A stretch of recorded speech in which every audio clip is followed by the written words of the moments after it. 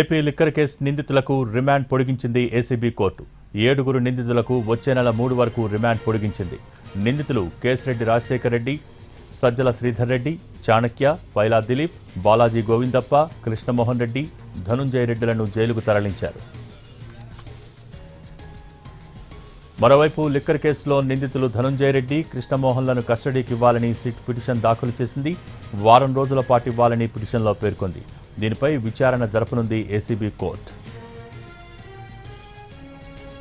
ఇటు లిక్కర్ కేసులో దర్యాప్తు పురోగతి చెప్పటం లేదంటూ కోర్టు దృష్టికి తీసుకొచ్చారు నిందితుల తరపు న్యాయవాదులు. ఇప్పటివరకు కేసు దర్యాప్తులో పురోగతిని కోర్టుకు తెలియచేయాలని సిట్కు సూచించింది. లిఖితపూర్వకంగా ఇవ్వాలని దర్యాప్తు అధికారికి కోర్టు ఆదేశించింది.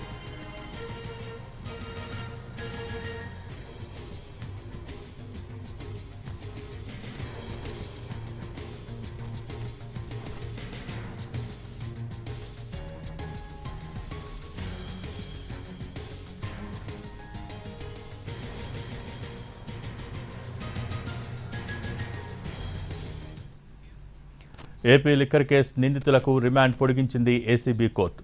7 నిందితులకు వచ్చే నెల 3 వరకు రిమాండ్ పొడిగించింది. దీనికి సంబంధించి మోర్ అప్డేట్స్ మా ప్రతినిధి శ్రీకాంత్ లైవ్ ద్వారా అందించేందుకు సిద్ధంగా ఉన్నారు. Srikanth, over to you.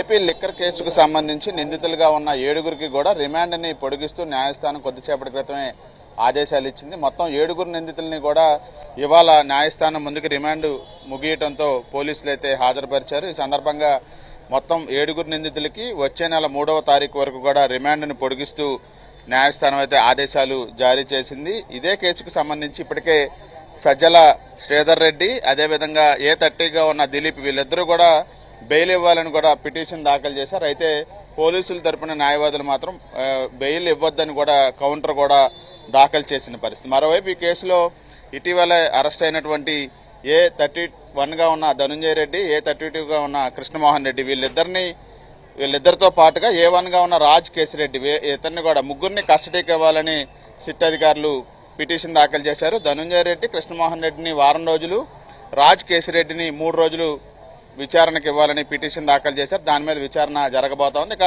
A33గా ఉన్న బాలాజీ గోవిందప్పని కూడా వారం రోజులు కస్టడీకి ఇవ్వాలని పిటిషన్ ఇప్పటికే దాఖలైంది. దానికి సంబంధించి కూడా విచారణ అయితే జరగబోతుంది. ఈ కేసుకు సంబంధించి దర్యాప్తు పురోగతిని అధికారులు అయితే తమకు చెప్పట్లేదని నిందితుల తరపున న్యాయవాదులు న్యాయమూర్తి దృష్టికి తీసుకెళ్లారు. ఈ నేపథ్యంలో ఈ కేసుకు సంబంధించి ఇప్పటి వరకు జరిగిన దర్యాప్తు పురోగతి ఏంటనేది కోర్టుకు తెలియజేయాలని ఇన్వెస్టిగేషన్ అధికారికి న్యాయస్థానం తాజాగా ఆదేశాలు జారీ చేసింది.